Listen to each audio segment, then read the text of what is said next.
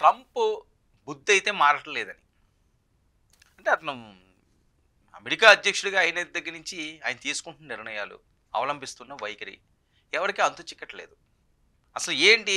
ఎవడో చేతిలో రాయపడ్డట్టుగా ఉన్నది. దీన్ని ఏ రకంగా చేయాలి? అమెరికా లాంటి దేశంలో ఈ రకమైన వైఖరి ప్రపంచ దేశాలకు కూడా మంచిది కాదు అని. ఇష్టం వచ్చినట్లుగా టారిఫ్లండి.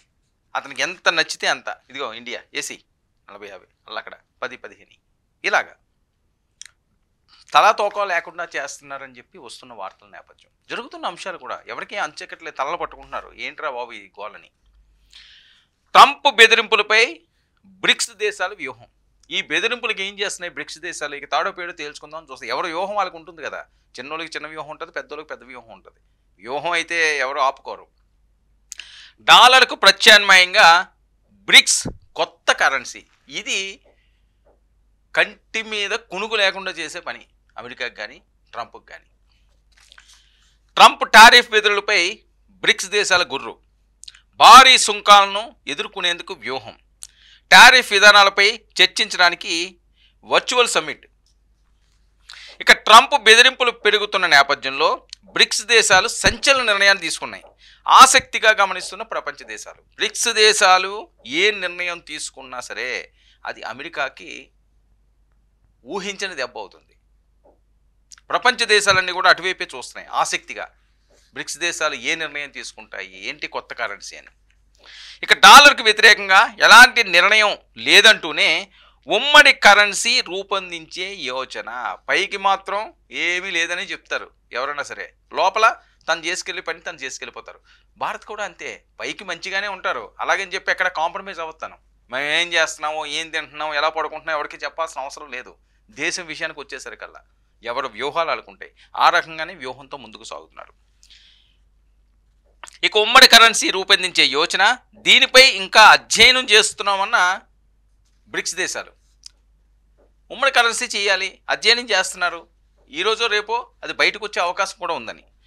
డాలర్కి వ్యతిరేకంగా ఏమీ చేయడం లేదంటూనే బ్రిక్స్ దేశాల మధ్య వర్తకం కోసం ప్రత్యామ్నాయంగా కొత్త కరెన్సీ ప్రవేశపెట్టడం కోసం కసరత్తు చేస్తుంది. డాలర్ మీద మేమేమీ చేయట్లేదు, మీరే సూపరు, మీరే తోపు, మీరే తురుము అని ట్రంప్కి పొగుడుతానే, ట్రంప్ నోట్లో పడకుండానే సమ్మగా చాప కింద నీటిలో తన పని తాను చేసుకెళ్ళిపోయే వ్యూహం చేస్తున్నది. ఇదే జరిగితే ప్రపంచంలో ఒక ప్రత్యేకమైన పరిస్థితులు ఏర్పడే అవకాశం అయితే స్పష్టంగా కనిపిస్తుంది. ఇక ట్రంప్ ఆగ్రహానికి గురయ్యే ప్రమాదం నుంచి తప్పించుకోవడానికి డాలర్ను బలహీనపరిచే చర్యలు తీసుకోబోమంటూ ప్రకటనలు. ఎందుకంటే అమెరికాతో పెట్టుకోవడానికి ఎవరు కూడా సాహసించరు. అందుకని ఏం చేస్తున్నారు, ఈయన మళ్ళీ ఆగ్రహిస్తాడేమో, ఏమైనా అటాకులు చేస్తాడేమో, ఏమైనా ఇబ్బంది పెడతాడేమో అని చెప్పి, లేదండి ట్రంప్ గారు మీతో ఏం కాదు, మీ డాలర్ని ఎవరు టచ్ చేస్తారండి, మీరే తోపు, మీరే తురుము, మీకు తిరిగే లేదు అంటే ముళ్ళును ముళ్ళుతోనే తీయాలి. ఇది సామెత. ఇప్పుడు ఆయన ఇష్టం వచ్చినట్లుగా టారిఫ్లు పెంచుకుని వెళ్ళిపోయి నేను చెప్పిందే శాసనం, నా మాట అందరూ వినండి అంటే వినే పరిస్థితి లేదు. ఆ రోజులు పోయినాయి. ఒకప్పుడు ఏమైనా అయ్యి ఉండొచ్చేమో కానీ ఇప్పుడు ఎవరు సొంతంగా వాళ్ళ అభివృద్ధి వైపు అడుగులు వేస్తున్నారు. ముఖ్యంగా భారత్ లాంటి దేశాలు అయితే ప్రపంచాన్ని శాసించే స్థాయికి ఎదుగుతుంది ఫ్యూచర్లోని. అదే కొంతమందికి ఇబ్బందికరంగా మారుతుంది. టెన్షన్లో మొదలైంది. ఏ రకంగా భారత్ను అనగదొక్కాలా, ఎలాంటి కుట్రలు పన్నాలా అని చూస్తున్నారు. ఎన్ని కుట్రలు పడినా ఏం చేసినా భారత్ను ఏమీ పీకేది లేదన్నది చాలామంది అధ్యయనం చేస్తున్న వాళ్ళు చెప్తున్న మాటలు.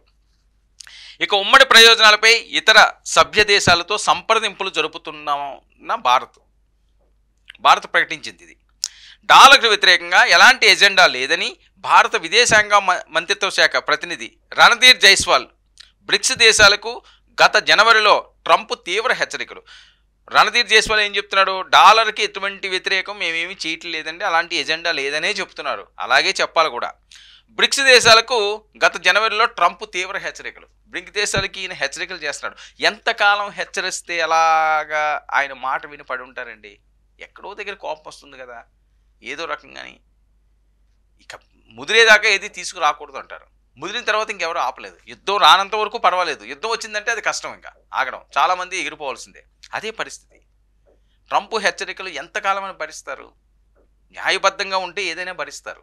కానీ అన్యాయబద్ధంగా మాకు నచ్చినట్టుగా మేము చేస్తాము, మీ మాట వినాలి, మా మాట వినాలి, మేము గీత గీస్తే ఆ గీత దాటకూడదు అనే రోజులు పోయినాయి. వాటికి చెలిచీటి వచ్చేసింది.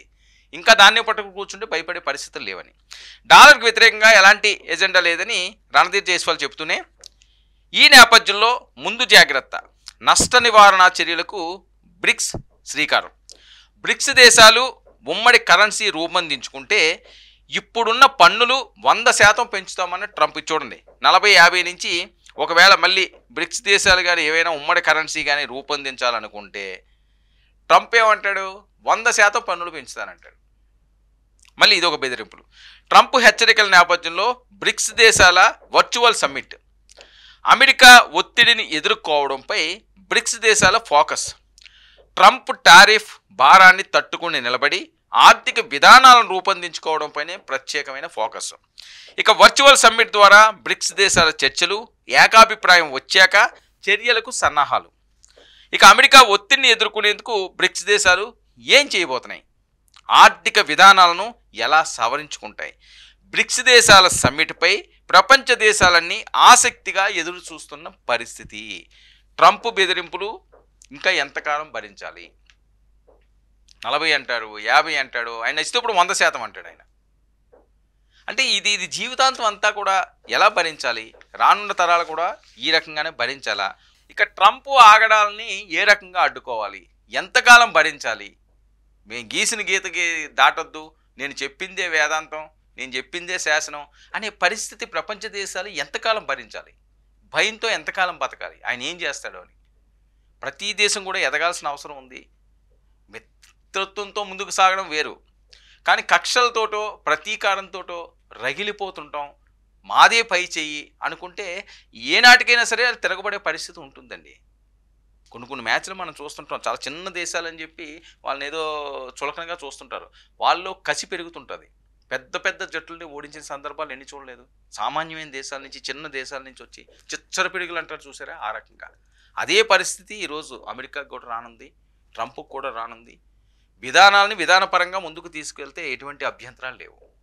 కానీ ఏదో బుద్ధితో ప్రపంచ దేశాలన్నింటినీ కూడా నా గుప్పట్లో పెట్టుకోవాలంటే భరించడానికి బ్రిక్స్ దేశాలే కాదు, చాలా దేశాలు కూడా సిద్ధంగా లేవు. పాకిస్తాన్ దేశం లాంటివి అయితే వాళ్ళకి ఏమీ లేదు కాబట్టి అన్నీ వదిలేసుకున్నారు కాబట్టి అలాంటి వాళ్ళని జీ హుజూర్ అంటారు. అలా అనాల్సిన అవసరం భారత్కి లేదు, ఇతరకి దేశాలకి లేదని. మరి దీని పర్యవసానాలు రానున్న రోజుల్లో ఏ రకంగా వెళ్తాయి? ప్రపంచ దేశాల్లో అమెరికా పరిస్థితి ఏంటి? అమెరికా మీద తిరుగుబావుట ఎగురవేస్తే పరిస్థితులు ఏ రకంగా ఉంటాయి? చాలా కీలకంగా మారుతున్న పరిణామాలు ఇవన్నీ కూడా.